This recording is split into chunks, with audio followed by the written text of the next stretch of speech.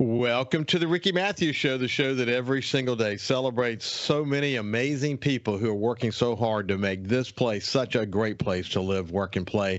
It is Friday, so it's the day we have our good friend Jeff Duncan from NOLA.com and the Times-Picayune, and the Saints training camp is just a week away. A lot of hype running into that, the start of training camp this year. Anyway, welcome back, my friend. How you doing, Jeff? Ricky, I'm doing good. I just was working on my Saints training camp preview column, so we're in perfect timing now to talk about the season. I thought that Luke Johnson did a great job on the newsletter this morning. It just really does show the amount of activity on your team as you guys cover so well every single angle, every dimension of the story. Hey, before we get into the Saints story, I was curious, did you get an opportunity to read the ESPN story about Gruden and Dan Snyder and the commissioner and all the, if you haven't read it yet, you ought to read it. It is I read it. Yeah, Seth, a good buddy of mine, Seth Wickersham, was co-author of that with Kevin von Valkenburg, and yeah, he worked a long time. What a riveting! I tuned in. I kind of pulled it up this morning as soon as I woke up and found myself. I mean, it's a long, extraordinary piece of journalism, man, where they dug in and tried to cover it from every angle, but. I tell you what, Gruden in his lawsuit, he has through his discovery as he's got a sort of a template now to understand where he needs to go and what he needs to do. But man, there's a lot of craziness behind the scenes of the NFL, isn't there? Well, I mean, the NFL is going to do everything they can, Ricky, to obviously prevent any of that coming to light. They always fight to try and keep all their personal kind of private business out of the public eye. And so it'll be interesting to see how far that gets. As you know, the NFL has the highest paid lawyers in the country. I mean, they're the best. They have an army of lawyers. It'll be interesting to see how far it gets. It was, you know, what was interesting, speaking of lawyers, a little bit reminded me of my previous CEO world. But the number of lawyers, different law firms, Dan Snyder's law firm, Jay-Z's law firm, of course, Gruden, and of course the NFL's, and the role that all of them played, and who might have been tipped off with the emails, and how. Good Lord, man! I don't even know how you sort through it all. It's a tangled mess, isn't it? It's a soap opera, and that's why people are intrigued by it. And it's really a testament to the popularity of the NFL that people are so infatuated and interested in even the inner workings of like Park Avenue, where the NFL offices are, and ownership. It's just a totally different animal than it was. I was writing this in my column this morning, Ricky. I mean, I can remember when I started training camp. I'm going to sound like the old man on the soapbox here, but like when I started covering the Saints in 2000, they had training camp in Thibodaux, Louisiana. There might have been a dozen, maybe no more than 15 media outlets there. And on a daily basis, it was half that, maybe 10 to 8, the local TV stations, myself and my colleagues at the Picayune, and then the Baton Rouge Advocate. That was kind of it. There's going to be at least 50 reporters at every practice here in training camp. The Saints themselves, their in-house media operation, will have at least 15 people there. It's just the coverage, the saturation, the 24/7 news cycle of television and cable and streaming. It's just exploded, and the interest level has never been higher. Unless I tell you what, man, I'm actually thrilled that the Saints are not going to be a reality TV show this year. We can give that to the Jets because that's perfect for them and their new quarterback. But they breathed a sigh of relief about that, didn't they? Yeah, nobody really wants to do it, but it's funny when you talk to the players that have done it before. They all say it's not that bad. I mean, I know some of the people that work on that for HBO, some of the producers, they're top flight professionals. They try to be not as obtrusive. I think it's more a fear of the unknown. You haven't had it in your building, so we don't want it. But I love the show, and that type of show is becoming extremely popular. I don't know if any of you all have watched or any of your viewers or listeners have watched Quarterback, it's an 8-part documentary series on last season. They follow 3 quarterbacks: Patrick Mahomes, Kirk Cousins, and Marcus Mariota. And it'd be of interest to Saints fans because there's a lot of footage of Saints games against those quarterbacks and them talking about it. But it's an 8-part documentary series, and it's actually produced, Ricky, by Omaha Productions, which is owned and operated by Peyton Manning. So there's a lot of really inside football documentation and detail on that type of production. And I just think it's only going to continue to get bigger and bigger. These Hard Knocks has been so popular that it's spawned all these other spinoffs, like we've seen with Formula One, the PGA Tour. People love to look behind the curtain. You know, just one other quick comment about that. We'll get to the training camp. The thing that's interesting to me is that I don't think that Hard Knocks is a good fit for the Saints culture because they like to keep things close to the vest. They want to control everything, and you do lose a little bit of control. But then looking at sort of the positive, watching Dan Campbell last year on Detroit Lions, and how the Detroit Lions sort of became so much more popular in America because of that show. And Dan Campbell became so much more popular because of that show. It does a lot to help maybe players that are thinking about going there understand more about the culture. There's some tremendous benefits to it.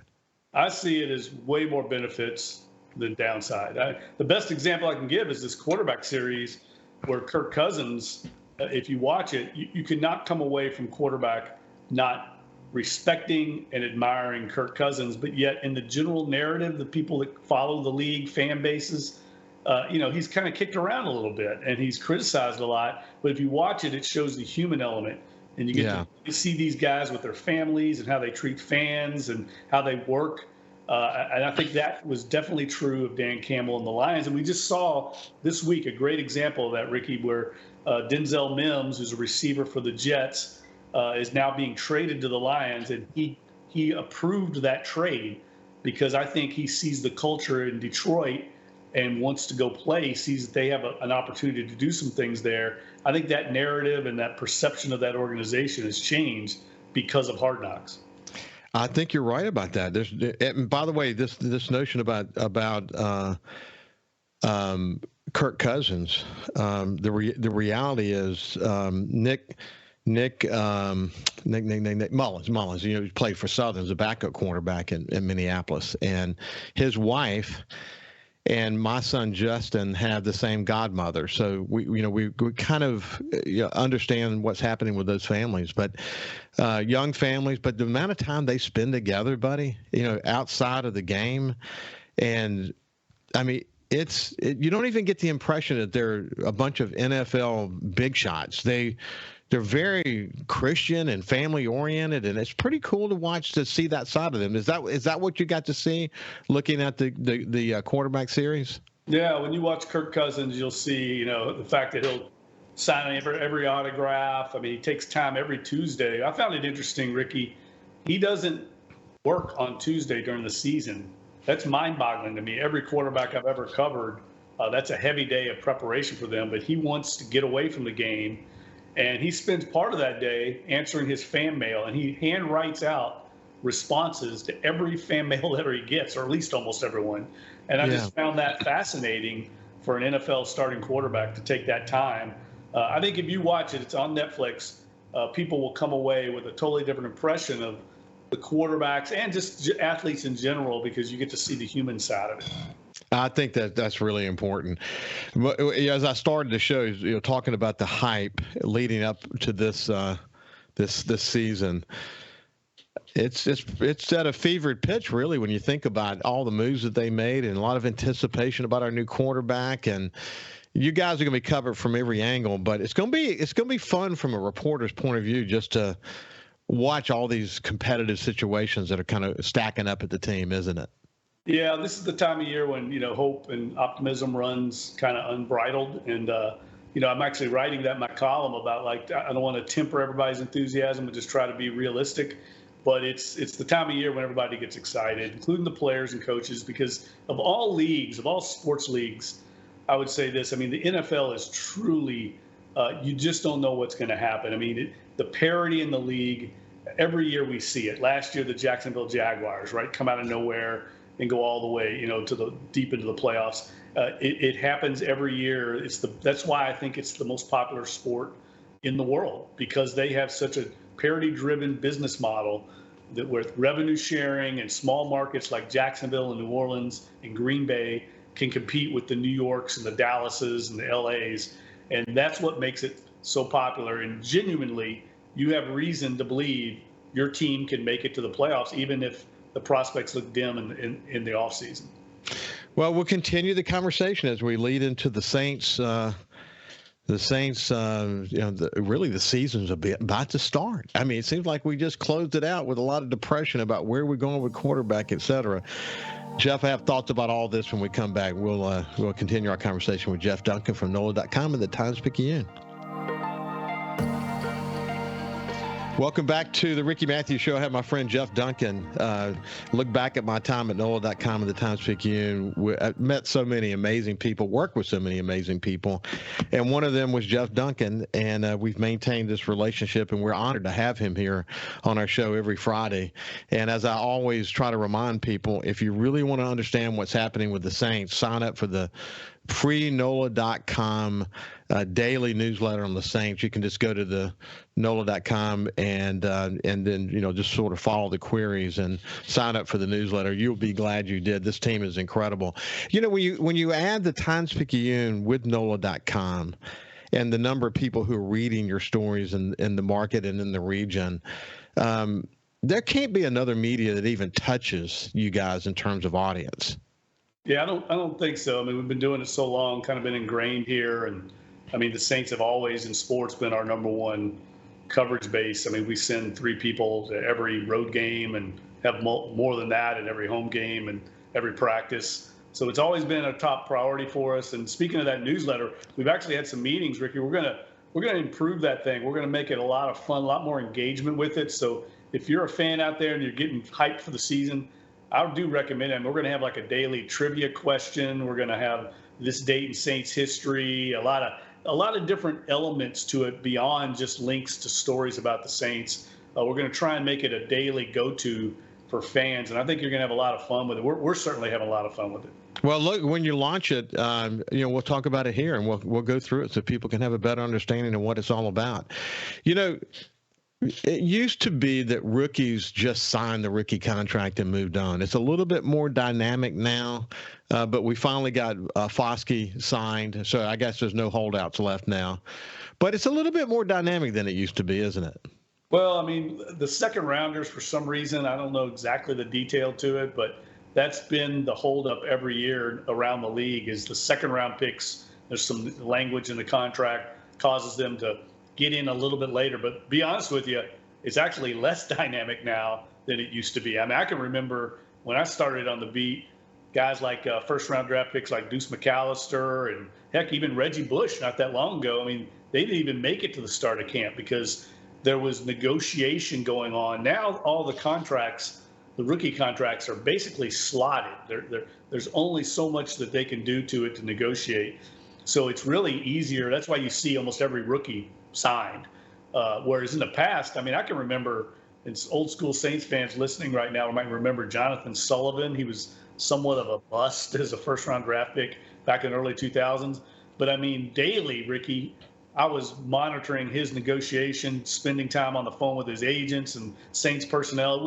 It went way into training camp where he wasn't even there.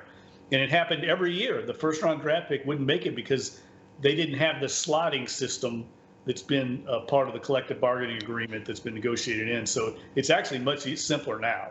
Yeah, so you're right, actually. Good memory on all that stuff. That, in fact, the rookie contract kind of circumvented a lot of the hassles that used to be related to these high draft choices. You guys are also talking about some camp duels, and some will emerge. Some you already know about. Some will emerge though. So you've got some really young talent that There's going to be some interesting competitive situations on this team, aren't there? Yeah, I mean, there's always going to be camp battles. I think this year the one true one that we want to watch is the starting cornerback position opposite Marshawn Lattimore. Marshawn Lattimore is obviously locked in as a Pro Bowler on one side, but the other side, Paulson Adebo, who had such a great rookie year and then had some injuries last year, and that opened the door for Alante Taylor, who also played a lot in place of Lattimore when he was hurt and really emerged last year as a starting quality corner, really surprised a lot of people. I think there's going to be an open competition. There will be for that other starting cornerback job. And whoever doesn't win it, I think will have a shot to compete with Bradley Roby for the nickel cornerback job. So there's a lot of moving parts there in the secondary. And I also think a little bit of an overlooked competition is going to be a kicker. I mean, we've talked about Will Lutz. I mean, he's been such a good kicker, so steady throughout his tenure here, but he is making quite a bit of money. He did take a pay cut in the offseason, but this young kicker, Groupie from Notre Dame, that kicked extremely well in camp. And look, I've covered this league long enough to know when a head coach like Dennis Allen comes out and says, this is a competition, I'm looking forward to watching it, he means business when he says that. So this is a competition between the kickers, and I think Groupie's got a real chance to unseat him if he can be as accurate as Will Lutz has been, because Lutz is coming off his worst year as a pro last year, not only in accuracy, but also in distance on kickoffs. That's another factor that Groupie, I think, has a chance to unseat him. And as you and I have discussed before, Groupie's a little bitty dude, but he's got a powerful leg. Have you had the opportunity to chat with him yourself? Yeah, he's a big hunter, fisherman, big-time guy. He's from like rural Arkansas. Totally fascinating story. I mean, came from a small town in Arkansas, started out his career at Arkansas State, and then ended up transferring his final year to Notre Dame. Talking about a culture change, Arkansas State to Notre Dame. Excelled at Notre Dame and didn't get drafted like most kickers, but the Saints saw something they liked in him, and I can see why. He's an accurate. Even if he doesn't make the Saints roster, if Lutz wins the job, I think he'll have a chance in this league because he's a very good kicker. He may be around for a long time, and as you've pointed out before, it's a lot about the mindset, man. These guys come in with a very specific mindset, don't they? Yeah, I mean, it's almost like golf or tennis, an individual sport. It's all about mentality. And I think Lutz lost a little confidence last year, and he's got to regain it. He's kicked well in the offseason. That's got to carry over to camp. This time of year is when you get a lot of clickbait, man. I mean, just so much clickbait. You don't know what to pay attention to and what not to pay attention to. But it has been interesting watching sort of this national debate around who the top quarterbacks are in the league. There's some respect for Carr on certain lists, and on others, there's no respect for Carr. But he didn't have a great run in Oakland and in Las Vegas, and the reality now is that he's got an opportunity to start fresh. And as Luke pointed out in the newsletter this morning, we're probably going to see the best version of Derek Carr. So whatever we get is going to be probably the best he's got, don't you think? Yeah, it's second chance for him, right? Kind of a chance to rejuvenate his career. No doubt about it. I mean, there's always going to be that narrative on him with the Raiders that they never won really much there. And this is his chance now. He comes to an organization that believes in him, that's given him a lot of money. I mean, it's the largest contract in the history of the franchise. So there's a lot of expectations on him. And I think he's really looking forward to it. And I agree with Luke. I mean, we're going to get the best version of Derek Carr now. How well he plays, I think, is going to have a huge impact on the Saints' chances this season. And, I think it can't be undersold how important he is to Dennis Allen, who went out and personally kind of recruited him to come in here and take over the quarterback position. I think both those guys are joined at the hip, very much the way Sean Payton and Drew Brees were joined at the hip, and their fortunes will be tied to each other. Hey, listen, you and I have talked about this many times before, but every year you would expect to lose coaches. I mean, we're a breeding ground that tend to be a breeding ground for some really, really good coaches, and they have opportunities and they move on. Same thing for general managers, et cetera. So we've got a crop of some new coaches that are part of the team this year. We haven't really talked much about, what your observations are about how they're settling in. What do you think that the coaches and specifically will be a factor this year? Well, I think that's a great point, Ricky, and I think it's a very overlooked point. And I think it's a big question mark, to be honest with you, on this team. I mean, if you just look back a few years ago with this coaching staff, you had guys like Dan Campbell, Aaron Glenn, Joe Lombardi, Ryan Nielsen. They were position coaches on the staff. They're now either head coaches or coordinators in the league. The staff was incredibly strong, and they've been replaced now with a lot of new faces. How those coaches, I think, come in here and adapt to this new system and bring their knowledge and expertise and implement it here is going to be a big factor that not a lot of people are talking about, especially the defensive side of the ball. There's an overhaul of that side. Now, Dennis Allen runs the defense, but he's got lieutenants there that have to step up, and I think that's going to be something to watch. And also, we all know Pete Carmichael last year fell under heavy criticism his first year without Sean Payton, and it wasn't very good, frankly. And he knows that. I've talked to him about it. I mean, he knows that they've got to get better, and I think they will be better. I actually think this team is going to be much better on offense, and I think they might be worse on defense. So it might be a little different. Like the team, we could see this team start to invert a little bit and be more of an offensive-minded team just because of the age of some of the players on the defensive side of the ball. You know, and again, coming back to the coaches, the new coaches, especially as you pointed out on the defensive side of the ball, even though we all know head coach has a heavy hand on the defensive side of the ball, he's sort of the mastermind of the defense. Chemistry, man, is so important. So you don't really know how all that's going to play out. When the going gets tough is when you really find out whether you've got, good chemistry meshing or not. And you're going to learn a lot during the training camp, not just about the players, but about the coaches, aren't you? Yeah, this is when it all starts to come together, and we find out. This is the building blocks towards the season. There's a lot of optimism, a lot of reasons to be optimistic for the Saints this year, but it all starts this next week as the players and coaches hit the field on Airline Drive. Stay cool, my friend. I know it's going to be hot out there. I've been out there during training camp, and boy, the guys like it when they get to go inside because that inside is pretty cool when they get in there for sure. So do the reporters, Ricky. We all love it. I know you do. Listen, it's been a pleasure. Have a great weekend. Thank you, Jeff. I appreciate you joining us, and we'll see you on Monday. Have a good day as well. See you later.